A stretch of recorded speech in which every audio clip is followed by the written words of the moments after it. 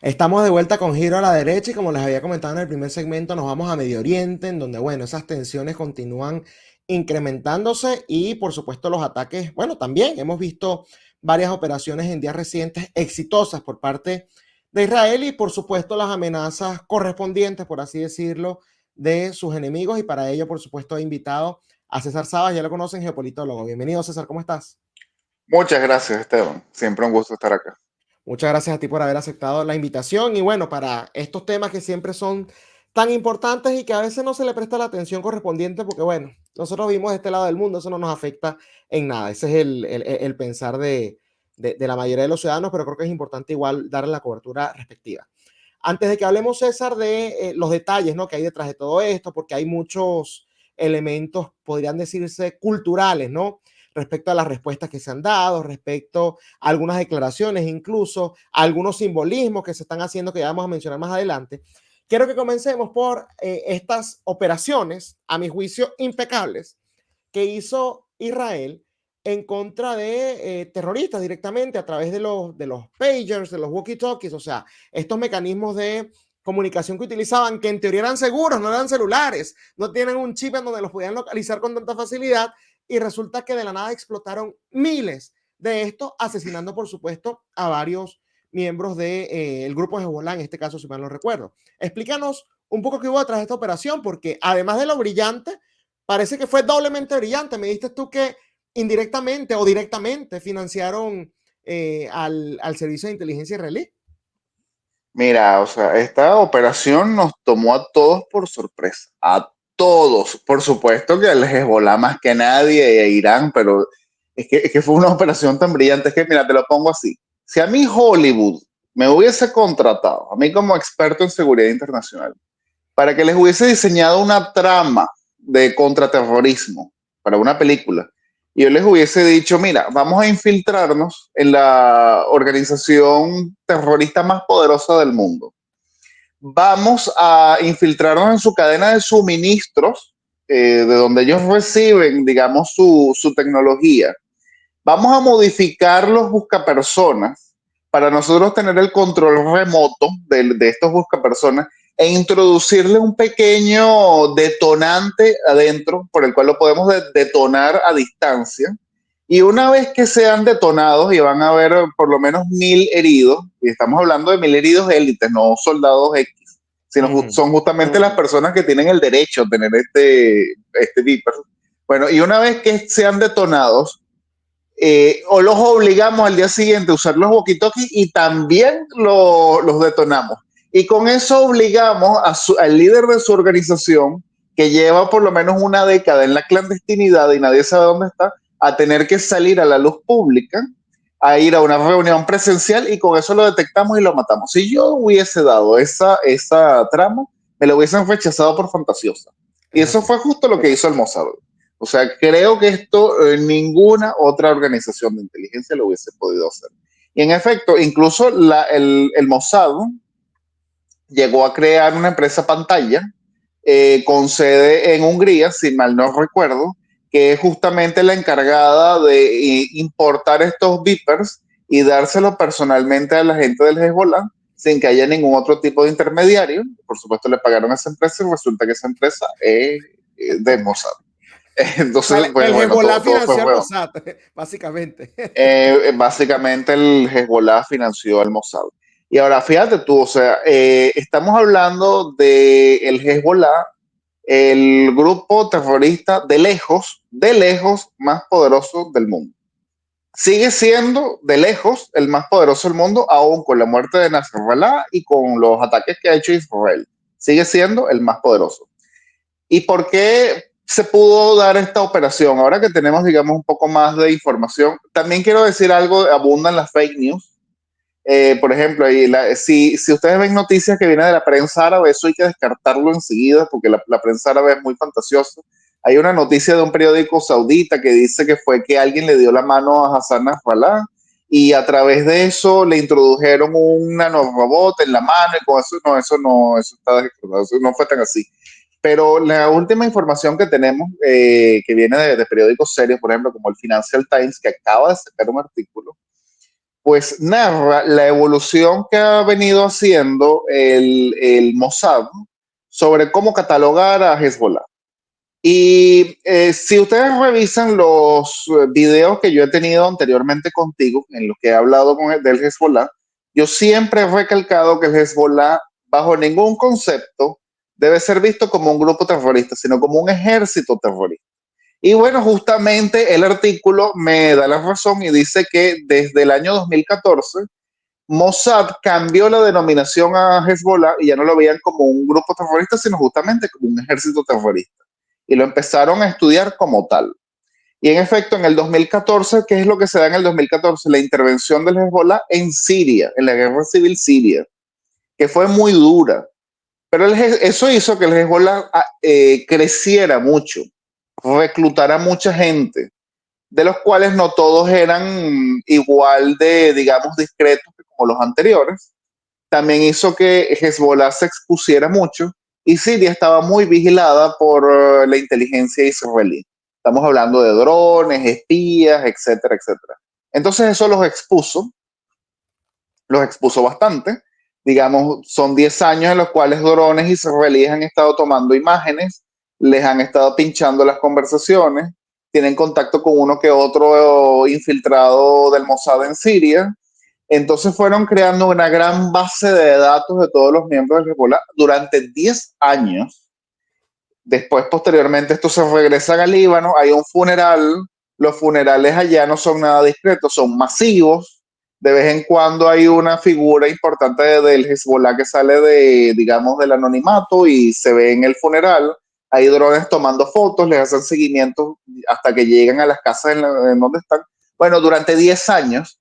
Y pues llegó el momento en el que toda esa gran base de datos almacenada, producto de inteligencia artificial, de drones, de espías, todo eso, pues empieza a dar sus frutos.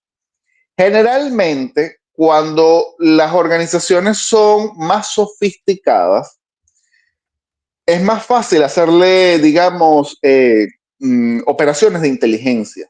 Precisamente son más sofisticadas, son más grandes, utilizan Tiene más estructuras y comunicación. mecanismos, exactamente. Bueno, comenzando que el Hezbollah es un grupo, un ejército que tiene hasta dos canales de televisión. Al-Manar, que es como decir el BTV del Hezbollah, y tiene Al-Mayadin, que es un canal privado, pero que todo lo que transmite es pro Hezbollah, pues es privado, pero de gente del Hezbollah. O sea, tiene dos canales de televisión, tiene radio. Hezbollah ni siquiera debe ser visto como solamente un ejército. Hezbollah es un estado completamente, o sea, controla. Yo estuve en una ciudad que se llama Kiryat Shmona, eso es la frontera entre Israel y Líbano, y fue impresionante porque cuando nos pusieron los binoculares para ver hacia la otra parte de la frontera, hacia el Líbano, tú no veías la bandera libanesa en ninguna parte, en la aldea esa en donde yo estaba viendo, no me acuerdo cómo se llama la aldea, yo no veía la bandera libanesa, era la bandera amarilla, que es la bandera del Hezbollah. Ahí Hezbollah era amo y señor de todo. Hezbollah tiene sus propios hospitales, tiene sus propias escuelas, todo. Entonces, una organización que es más sofisticada es más fácil de infiltrarse y de espiarla que una que es más rudimentaria, por ejemplo, Hamas. Hamas, que son todos producto de una misma tribu y se conocen, es muy difícil infiltrarte en Hamas porque te van a preguntar, digamos, Gaza es súper pequeña, 2 millones de habitantes. ¿Tú de qué parte vienes? De Gaza Norte. ¿Quién es tu papá? Y si no conocen a tu papá, pues ya no llega. O por ejemplo, como los talibán. ¿Por qué Estados Unidos fracasó en Afganistán están fracasando ahorita, por ejemplo, en Yemen en contra de los hutíes? Porque son gente que son tan rudimentarias que hasta usan el boca a boca y palomas mensajeras. ¿Cómo hackeas tú eso? Es muy difícil. Entonces, bueno, Hezbollah ha tenido un crecimiento muy importante y eso le permitió a la inteligencia israelí ir almacenando, digamos, una gran base de datos.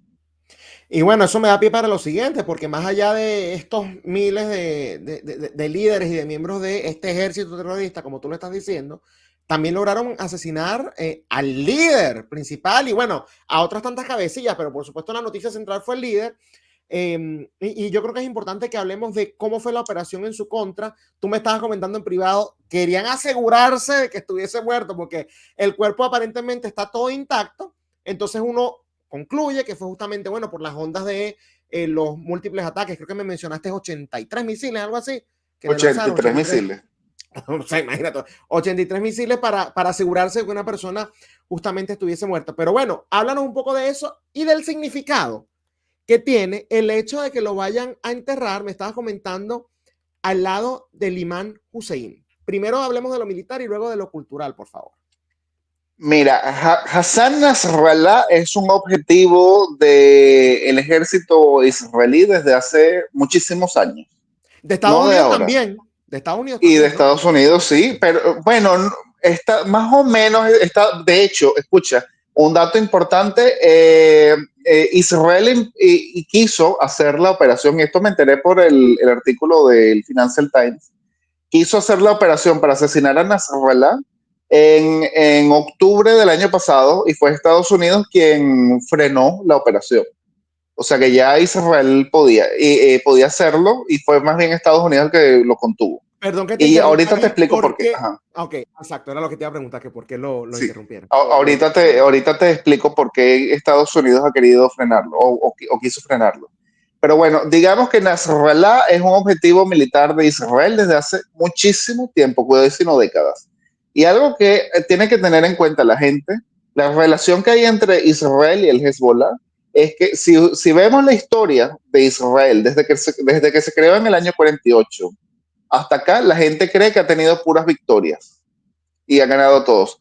No hay un enemigo que le ha ganado una guerra a Israel, que es justamente el Hezbollah. Israel interviene en el Líbano en el 85, en el 82, perdón, y tuvo que retirarse en el año 2000. No aguantó el Hezbollah.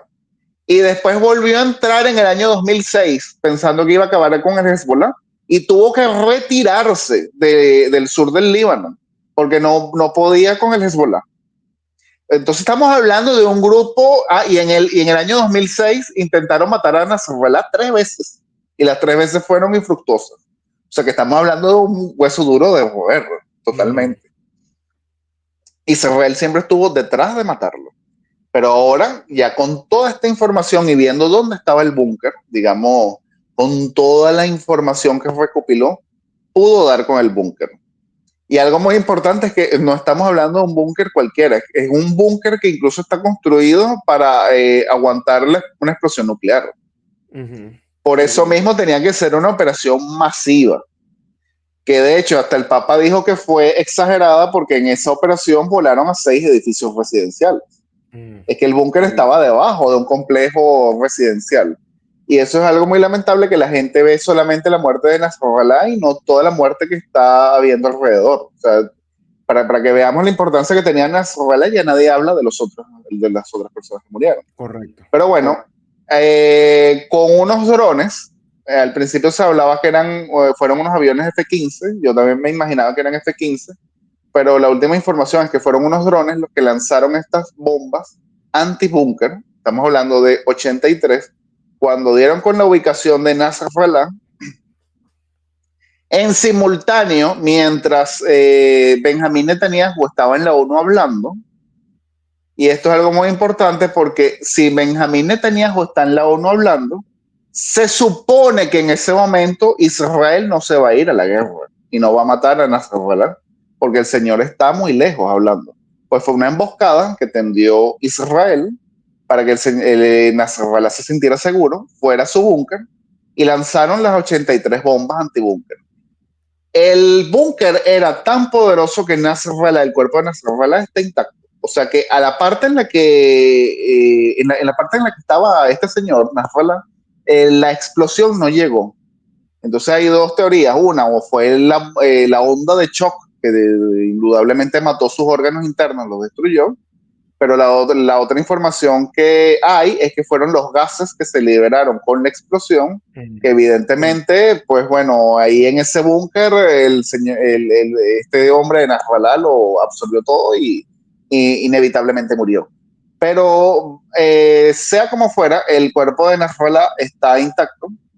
Ahora le van a hacer el funeral, van a decir que eso fue por obra y gracia de Alá y todo esto, que es un mártir.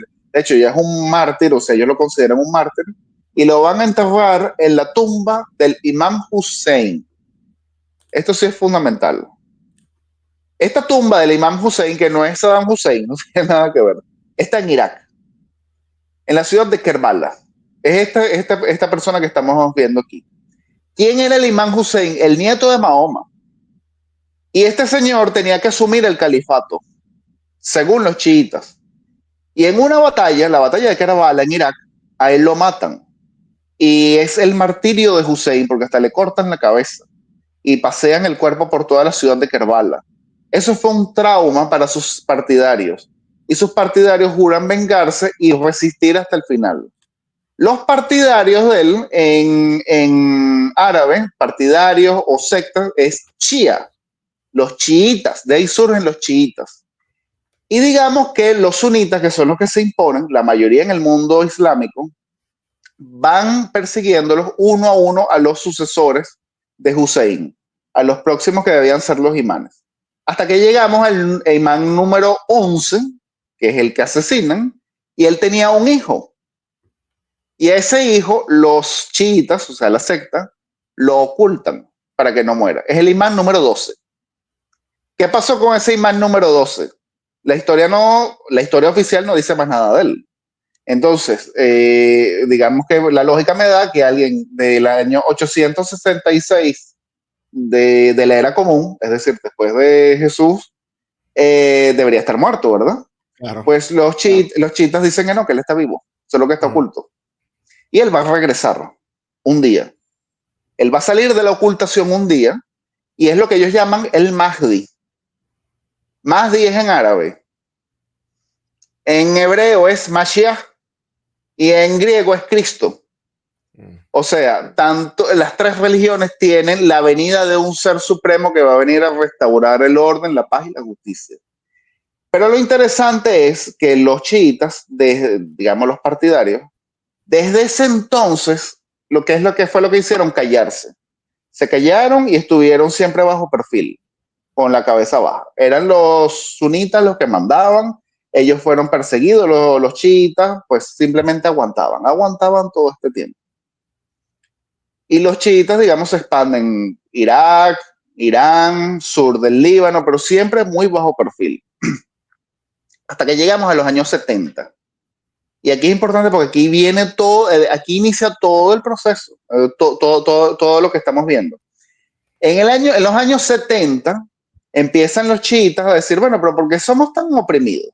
¿Por qué estamos con la cabeza baja todo el tiempo? En el Líbano, por ejemplo, nosotros hablamos del Líbano y decimos, oh, pero es que el Líbano era la Suiza de América y el Líbano era un país chévere, era un país cosmopolita. Eso es verdad, era el Líbano de mayoría cristiana, los cristianos eran los que mandaban, pero esa Suiza del Medio Oriente escondía un detalle. ¿Quién era el presidente? Siempre un cristiano.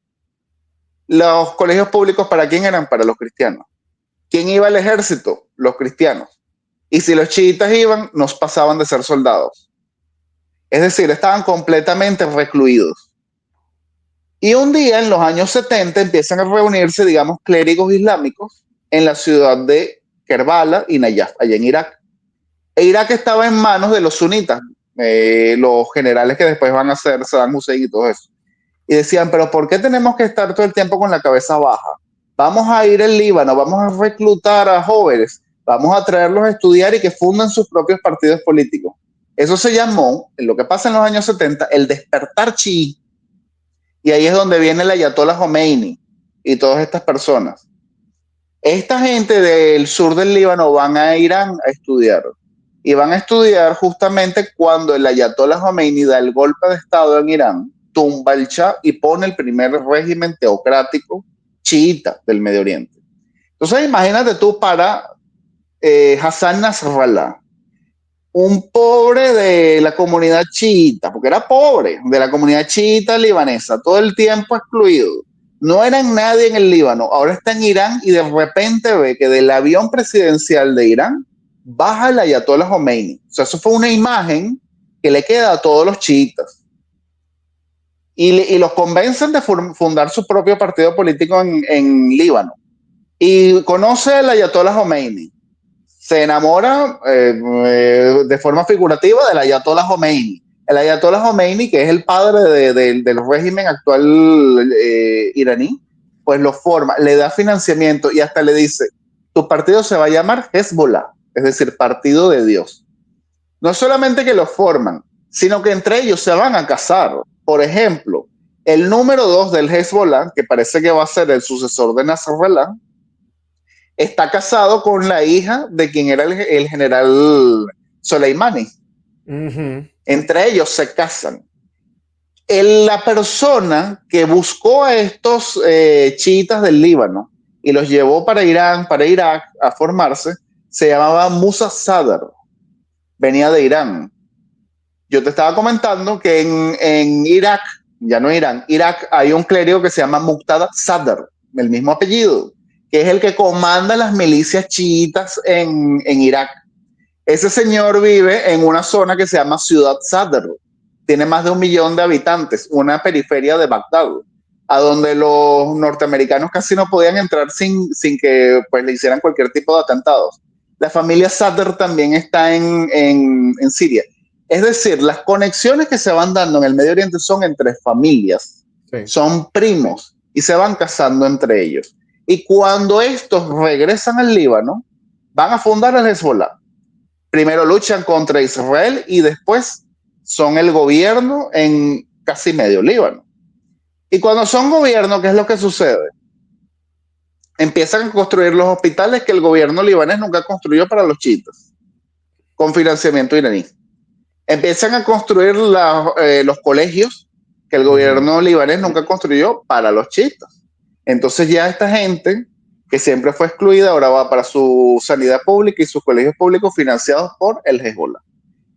¿Para qué van a ir ahora estos chiitas al ejército o van a querer ser soldados en el ejército si el Hezbollah es más poderoso que el ejército libanés? Son miembros del Hezbollah y los enseñan a disparar. Entonces, ¿por qué el Hezbollah es tan popular dentro de la comunidad chiita libanesa?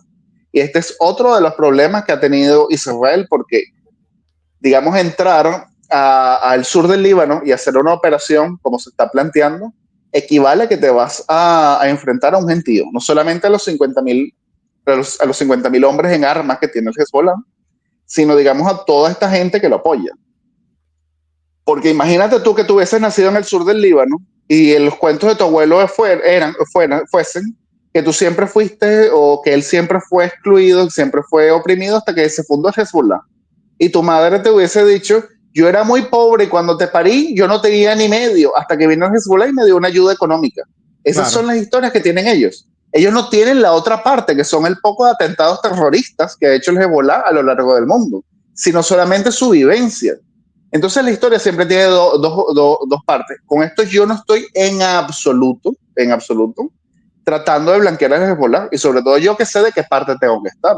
Pero estoy tratando de entender la historia, porque muchas veces vemos el mundo como una lucha nada más entre el bien y el mal. Y eso quiere decir que entonces el 99% de los chiitas libaneses que tienen familias como tú o como yo son personas malvadas.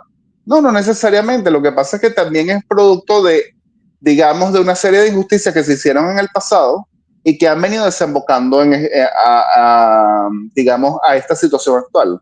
Y es por eso cuando un amigo en común de nosotros me preguntó en estos días en el Twitter, ¿por qué esa gente del Medio Oriente vive echándose plomo todo el tiempo? Pues bueno, porque ya son conflictos ancestrales. Entonces imagínate tú en el Líbano, si quieres me puedes poner el mapa étnico del Líbano que te lo había pasado. Sí, déjame lo pongo. Para que la gente lo pueda ver. Ahí está. Sí. Nosotros vemos el Líbano como que si es un solo país y este es el verdadero mapa del Líbano. En rojo los cristianos maronitas, verde oscuro son los chiitas y verde claro son los sunitas. Y los otros colores son otros, que si drusos, griegos ortodoxos, etc.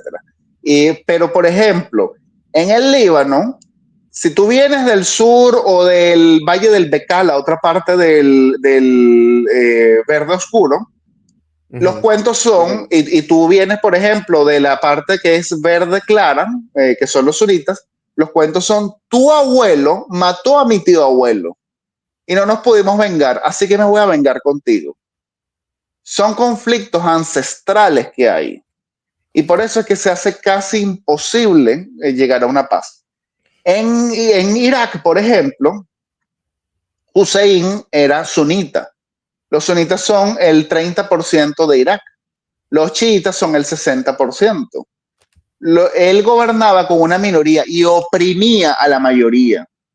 Una vez que Hussein es derrocado, ¿quién asume el poder? Los chiitas, que son la mayoría. ¿Y qué van a hacer los chiitas?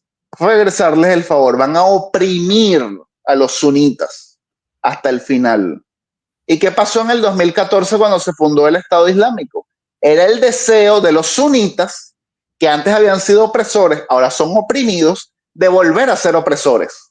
Y entonces son, digamos, si nosotros dijéramos, vamos a Irak, pero es el mismo caso con el Líbano, con Siria, con todos estos países, y decimos, bueno, pero vamos a sentarnos todos, ahora todos somos iraquíes, vamos a votar, vamos a hacer las paces. No, yo no puedo hacer las paces contigo porque es que tu familia mató a la mía.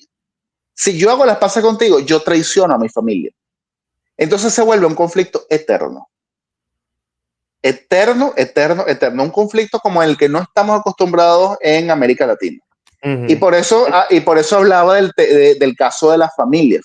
Entonces tienes a la familia Sadr, por ejemplo, que está en varios de estos países del Medio Oriente, comandando milicias para irse a la guerra, tanto con Israel como con los sunitas, porque ellos tienen muchas cuentas que cobrar. De hecho, perdón que te interrumpa, pero esto tú me lo explicaste obviamente no tan detallado, muy superficial, porque es por WhatsApp, es por mensaje. Cuando yo te mandé un tweet en donde decían que el príncipe, el de Arabia Saudita, creo que era, a mí no me interesa lo que está pasando en Gaza, o sea, no es que sea amigo de Israel el individuo, pero estaba diciendo, Gaza, a mí que me interesa, Palestina y Gaza son un conflicto que a mí no me compete. Yo creo que muestra justamente ese tipo de divisiones de las que está demostrando, porque hubo mucha gente, los que no conocemos a fondo este tema, que nos sorprenden ese tipo de cuestiones, quizás desde nuestra visión occidental que vemos, buenos y malos, como tú estabas diciendo, ¿no? Los malos entre ellos en teoría se deberían entender, y no, entre ellos también se ven como enemigos, entonces es bastante más complicado. Pero es que yo te había pasado incluso un tweet de un sirio que es completamente anti-israelí y locuaz y todo esto, que cuando mataron a Nasrallah, él estaba celebrando. Celebrando, sí. Y entonces le dicen, pero tú estás apoyando a Israel, y él dice, yo apoyo a Hamas en contra de Israel y apoyo a Israel en contra de Hezbollah. ¿Por qué se da eso? Y por eso es que digo que, o sea, es que el Medio Oriente es muy complicado por este tipo de cosas y la gente no lo puede, digamos, simplificar. En el Medio Oriente el enemigo de mi enemigo también es mi enemigo y el amigo de mi amigo puede ser mi enemigo. Y entonces sucede, por ejemplo, Hamas apoyó a los rebeldes sirios en la guerra civil siria, porque Hamas no es chiita, es sunita. De hecho, Hamas y Hezbollah no deberían ser amigos. De hecho, entre ellos hay mucha desconfianza y ya te voy a explicar por qué. Hamas apoyó a los rebeldes sirios en contra de Bashar al-Assad. Bashar al-Assad fue apoyado por el Hezbollah. Porque Bashar al-Assad viene de una minoría siria que se llaman los alawitas, que provienen de los chiitas. Quiere decir que en Siria, Hamas y Hezbollah eran enemigos. Y Hamas e Irán eran enemigos. Quiere decir eso fundamentalmente. ¿Y por qué digo yo que entre Hamas y Hezbollah, digamos, hay desconfianza? Porque los libaneses detestan a los palestinos. De hecho, Hezbollah detesta a los palestinos. Y alguien me dirá, pero es que este tipo está loco, porque si más bien Hassan Nasrallah está en contra de Israel y ha hablado de la liberación de Palestina. La guerra civil libanesa empezó por los palestinos, porque los refugiados palestinos cuando fueron a Líbano, y fue el señor Yasser Arafat, y le dieron refugio en Líbano, él empezó a operar como un estado dentro del estado. Pero los libaneses, que en ese momento quienes tenían el poder eran los cristianos, no le quisieron dar papeles, no le dieron ciudadanía ni nada de eso. Porque los cristianos decían, si yo les doy la ciudadanía a esta gente que es musulmana, el Líbano va a pasar de un día a otro a ser de un estado cristiano a ser un estado musulmán. Así que no le dieron papeles. Y eran los excluidos. Pero los excluidos, ¿dónde viven? Nunca viven con los poderosos ni con los ricos, sino con los otros excluidos. ¿Y quiénes eran los Exacto. excluidos del Líbano? ¿Quiénes eran los excluidos del Líbano? Los chiitas. Y, vivían en el sur del Líbano, ellos aguantando a un Estado dentro del Estado. Y la guerra civil empieza entre ellos. De hecho, todavía en Beirut hay zonas del Líbano donde un libanés no puede entrar a esas zonas porque son las de los palestinos. Claro. Y si un libanés entra, los palestinos lo agreden. Y de hecho, cuando se creó la primera célula del Estado Islámico en Líbano, adivina dónde se creó, en Trípoli, al norte, en el campo de refugiados de los palestinos, que era el mismo Estado Islámico que combatía al Hezbollah. ¿Por qué Hezbollah está en contra de Israel? Incluso porque Irán está en contra de Israel. Irán ni siquiera es un país mediterráneo. Irán más bien tiene fronteras con Irak, que está enfrente de Arabia Saudita. Debería tener problemas nada más con ellos. Quienes han perseguido a los chiitas toda la vida han sido los sunitas, no los judíos.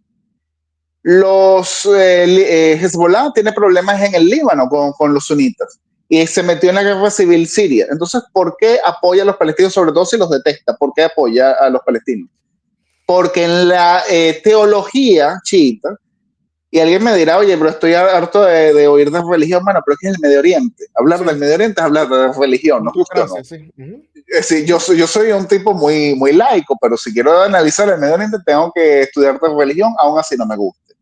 Pues bueno, en la teología chiita, este imán Mahdi, el que yo dije que está oculto, que está todavía viviendo, pero está oculto, porque va a regresar, él va a regresar para orar en Jerusalén, en la mezquita de Al-Aqsa, que es para ellos el tercer lugar más sagrado del Islam. Cuando él ore, viene el Mahdi, o sea, que es él el que regresa, y viene la victoria del mundo islámico chiita sobre el resto. Así que en su teología, ellos deben, digamos, expulsar a los judíos de Israel, que esté en manos de los palestinos, aún así los detesten, pero que esté en manos de los palestinos, es tierra islámica, porque ahí es donde va a ir el Mahdi a orar. Esto puede sonar una locura, pero bueno, estamos hablando de religión. Entonces, en conclusión, Hezbollah se ha metido. Si fuesen cristianos, si fuesen católicos, sería exactamente lo mismo. No es lo mismo, sí, sí. No es de su grupo, claro. Sí, porque incluso he escuchado a algunos católicos diciendo que si ahí fuese el reino cruzado de Jerusalén, esto no pasara, no sé por qué. No, fuera lo mismo, porque es que hay que expulsar de eso ahí para que haya musulmanes. Pues en budistas es lo mismo, exactamente. Exactamente, para que este imán, que va a reaparecer quién sabe cuándo, yo no tengo ninguna esperanza que reaparezca, pero bueno, yo sí, reaparezca en Jerusalén orando. Claro. Y bueno, algo de Jerusalén, porque así como hablé del Mahdi, del Mashiach y del Cristo, los tres van a reaparecer en Jerusalén. Así que ese es el problema de Jerusalén, que es un punto, digamos, religioso muy importante. Pero bueno, básicamente eso es lo que hace el Hezbollah, su guerra contra Israel. Pero un detalle muy importante es que mucha gente en el Líbano, incluso seguidores del Hezbollah, están molestos con esta guerra porque creen que ellos no merecen morir por los palestinos. Y esto sí pudiese ser, digamos, un detalle importante. Yo he hablado con gente del Líbano, del sur del Líbano, y me dicen eso. No son pro-israelíes porque, claro, hay toda una historia, como te la estoy diciendo. Pero me dicen que yo detesto a los palestinos. Sí, yo detesto a los palestinos. Y de hecho, siempre hemos estado en guerra con ellos. En realidad, yo los tengo de vecinos y no los soporto. ¿Por qué tengo que estar muriendo por los palestinos? Digamos, la gente más laica. Alguien me dirá, pero tú acabas de dar un argumento teológico. Sí, pero no todo el mundo es igual de religioso. La mayoría de las personas que siguen una religión lo siguen por inercia, por tradición. Así como la mayoría de los católicos no van a misa, muchos, digamos, chiitas del sur del Líbano dirán, bueno, el Mahdi va a venir algún día, pero yo no sé por qué soy yo el que tiene que morir, ¿no?, para liberar Jerusalén hoy. Eso se puede hacer más adelante. Entonces, esto puede ser una gran diferencia entre Israel e Irán, porque Israel está luchando por su supervivencia, no por una quimera ideológica. Mira que es muy distinto. Eso quiere decir que Israel va a dar el todo por el todo para ganar esta guerra. Los iraníes e incluso el Hezbollah en última instancia pueden decir, bueno, yo no gano esta guerra, ganaré la próxima, cuando aparezca el Mahdi, porque es una quimera ideológica. En 100 Y años, en ese, 500, en 1000, sí, exacto. quién sabe. Pero Israel no se puede dar el lujo de decir, bueno, yo pierdo esta guerra, pero no, porque si pierde, Israel es un país tan pequeño que ni siquiera tiene profundidad estratégica. ¿Qué significa este concepto de profundidad estratégica? Es la distancia que hay entre tus fronteras a tus puntos vitales nacionales. Por ejemplo, un país que tiene mucha profundidad estratégica es Rusia. Tú invades a Rusia como eso de la incursión de los ucranianos en Kursk y todo eso, y eso se diluye en la inmensidad de Rusia. Pero un país que es tan pequeño como Israel, que hasta necesitas poner el zoom para verlo, ellos pierden unos cuantos kilómetros y ya están en peligro existencial. Así que no se pueden dar el lujo, no se pueden dar el lujo de perder una guerra. Y es la gran diferencia entre quienes están luchando por algo tangible, que es su propia vida, su propia seguridad, y alguien que está luchando por una quimera. Un Sí, abstracto, sí. sí, totalmente. Mira, quiero que volvamos al tema ese que me dijiste porque me queda la duda, ¿por qué Estados Unidos no quería llevar a cabo esta operación contra el líder de Hezbollah en octubre cuando ya Israel tenía la capacidad de hacerlo, César? Porque Estados Unidos tiene miedo de que estalle una guerra regional a gran escala. Es decir, que Irán se vea obligado a intervenir militarmente, que utilice su arsenal de misiles O sea, y... ya va, que Estados Unidos también está en contra de lo que se hizo recientemente, así no lo digan, solamente que, bueno, acá Israel los tomó a todos por sorpresa, incluyendo Estados Unidos. Es lo que me estás diciendo. Sí, de hecho lo tomó por sorpresa Estados Unidos. Estados Unidos no tuvo participación en este ataque e incluso ha habido mucha molestia por parte de Estados Unidos por las acciones de Israel, porque Estados Unidos más bien ha estado interesado en que haya un cese al fuego desde el año pasado, lo que supone una derrota israelí, porque desde el momento en que ellos estaban proponiendo el cese al fuego en Estados Unidos, todavía el Hamas tenía la mayor cantidad de los rehenes en sus manos, todavía tenía su estructura militar intacta, quiere decir que Israel simplemente hubiese aceptado una rendición. Lo que pasa es que no lo dicen públicamente porque no les conviene, tanto por el peso digamos, de la comunidad judía en Estados Unidos, es año electoral, tú sabes que ese tipo de cosas cuenta, pero Estados Unidos ha estado muy inquieto de que estalle una guerra regional a gran escala, y siempre han habido, digamos, las dos tesis. La tesis israelí es, si yo soy duro con los iraníes y con el Hezbollah, no va a haber una guerra a gran escala, porque ellos no tienen el poder para hacerla ahora, más bien van a ceder. Yo, sin ser experto en geopolítica, comparto esa tesis. Esa es la tesis israelí y es la que está resultando ser la correcta. La tesis americana era, la guerra a gran escala va a estallar. El problema es que los iraníes no tienen poder militar ahora para ganar ese tipo de guerra regional a gran escala. Así que, pues, la racionalidad da, y los iraníes han sido muy racionales, que no la van a estallar. O sea, que ellos más bien van a recular cuando Israel se crezca, es decir, escale el conflicto. ¿Por qué Estados Unidos no quiere la guerra a gran escala? Por el problema de las municiones. Ellos están empantanados en Ucrania y no van a tener municiones para dar en igualdad a ambos frentes. Y si no las tienen para darlas en igualdad a ambos frentes, pues Xi Jinping tiene vía libre para ir por Taiwán. Entonces, imagínate tú, ese ha sido, digamos, el gran miedo que ha tenido Estados Unidos. Pero hasta ahora, si bien Israel no les ha hecho caso, parece que son los que han tenido la razón, porque más bien siendo duros con los iraníes y con el Hezbollah, y su tesis es justamente, si ahorita no tienen el poder militar, es justamente el momento. lo que tengo que el momento. No, voy a esperar en el que los tipos sean una amenaza directa, que puedan enfrentarse ahí sí, que tengan armamento nuclear enorme, porque de seguro ahí sí reculan. Qué lógica tan barata, de verdad. Y hay otro detalle, que es que esta guerra, bueno, Israel ha ganado mucho militarmente, ahí estamos claros, pero digamos que económicamente ha sido un desastre para Israel. Sí. Un desastre. Así que los que a mí me dicen que Israel buscó la guerra porque está ganando, por ejemplo, en Gaza no hay ni una gota de petróleo. Creo que hay solamente 2 gotas de gas, eso no cubre nada. Aún así se quedarán con eso. tampoco se la van a quedar, porque si se quedan con Gaza es administrar a 2 millones de palestinos que te odian. ¿Quién quiere eso? Bueno, Israel no está ganando nada, ni económicamente, ni de ningún otro aspecto. Más bien ha sido un desastre para Israel desde un punto de vista económico y social.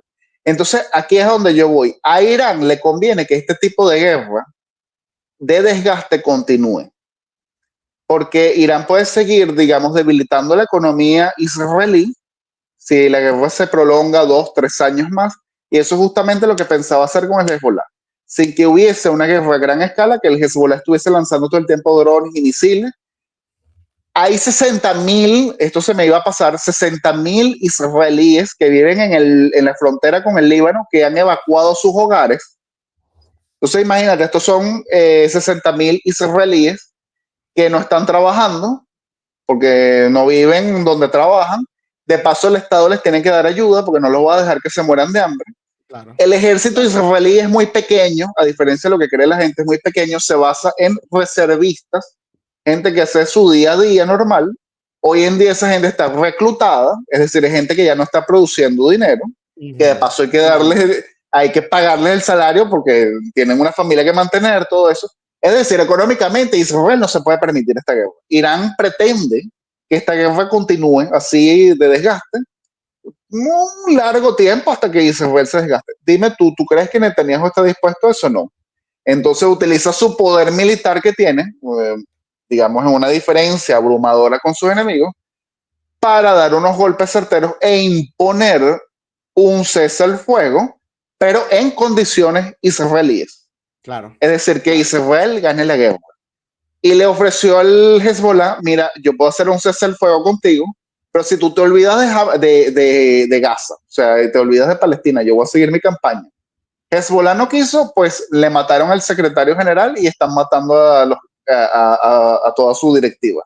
Y ahora el cese al fuego sería, según Israel, si hay una retirada del Hezbollah del sur del Líbano de una franja más o menos de unos 30 kilómetros, todavía el Hezbollah sería una fuerza formidable dentro del Líbano, pero eso le daría, digamos, seguridad a los israelíes para que regresen a sus hogares, los que están cerca de la frontera con el Líbano, Claro. y puedan hacer su vida.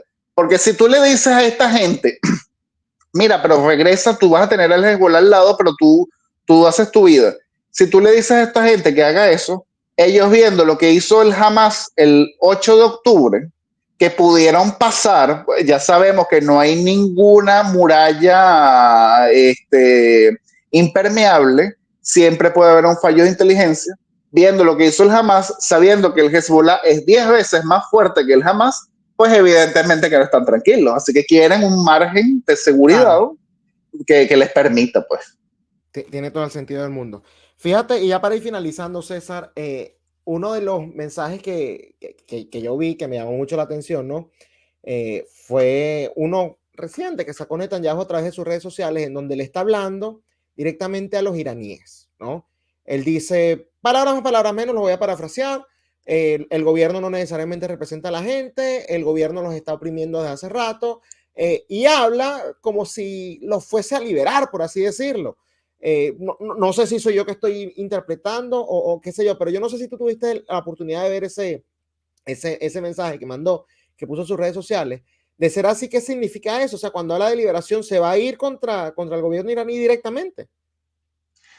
Bueno, no necesariamente. Mira, algo que va a sorprender a la gente, Israel no es anti-iraní, de hecho, Israel es pro-iraní.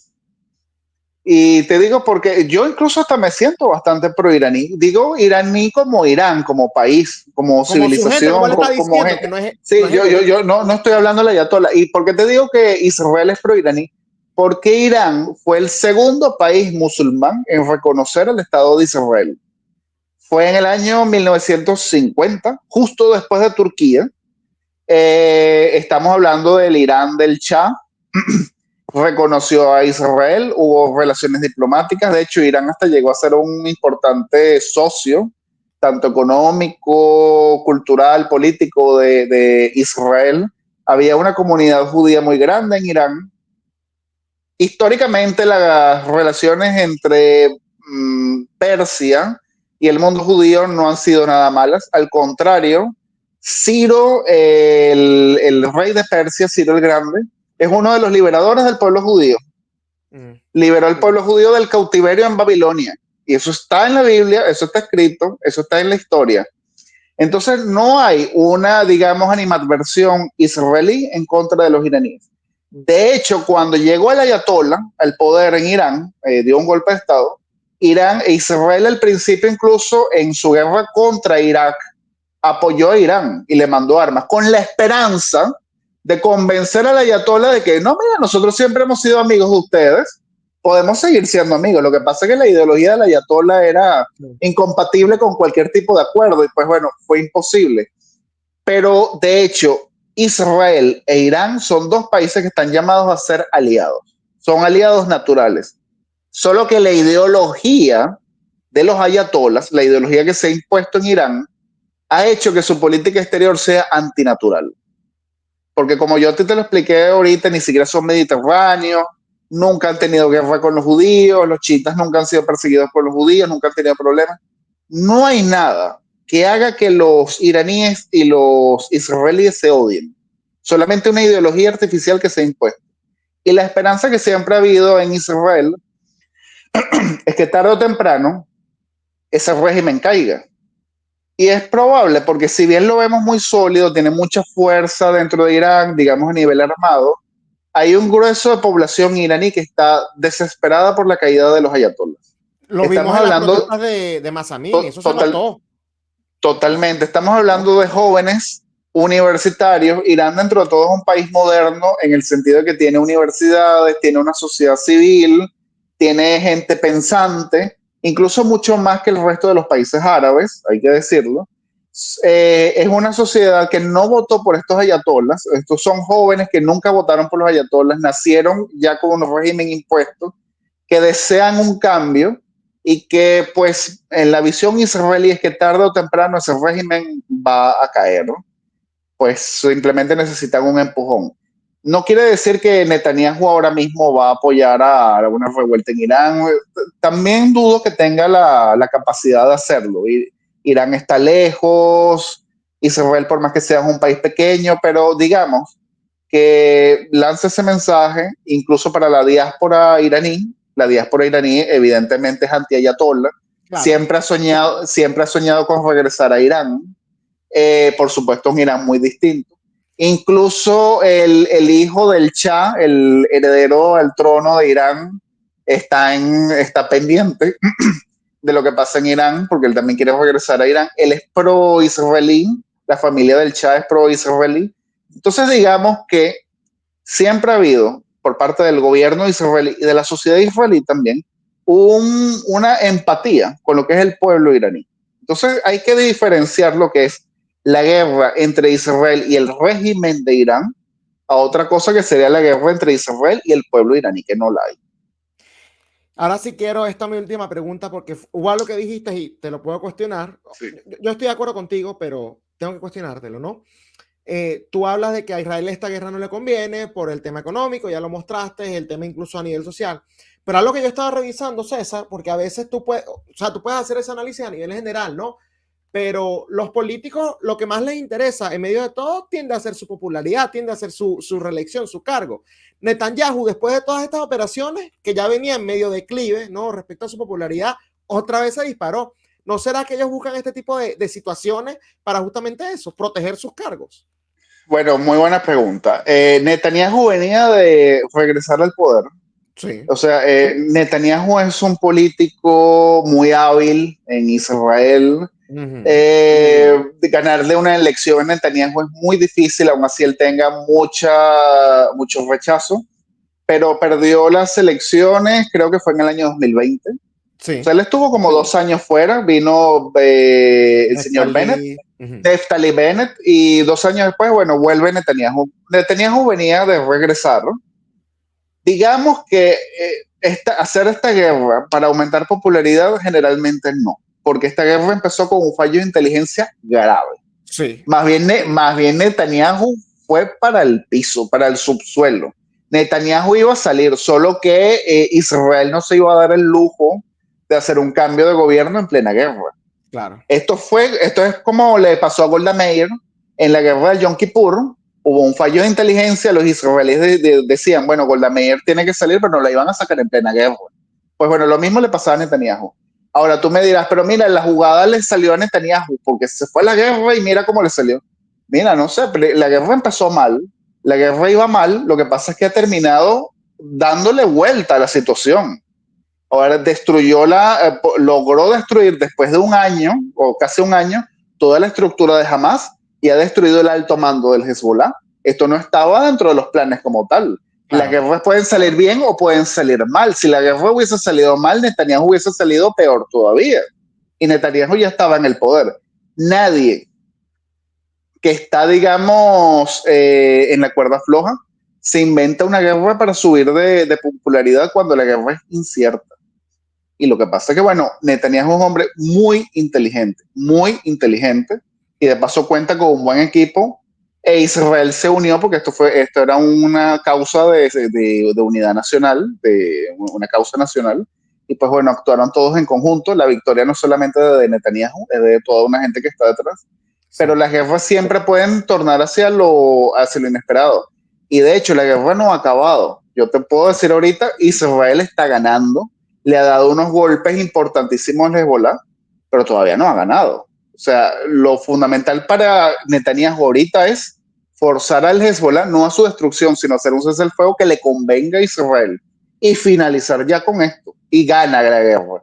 Y gana Netanyahu. Pero hace 8 meses, esto era un escenario que no estaba planteado.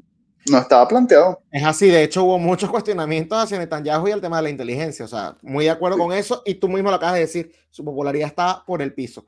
Al menos que de verdad sea tan estratega que pueda hacer, imagínate, o sea, planear una guerra en su mente es imposible, eso es imposible. No, imposible. Eso es imposible. Pero bueno. Además que mira, un detalle.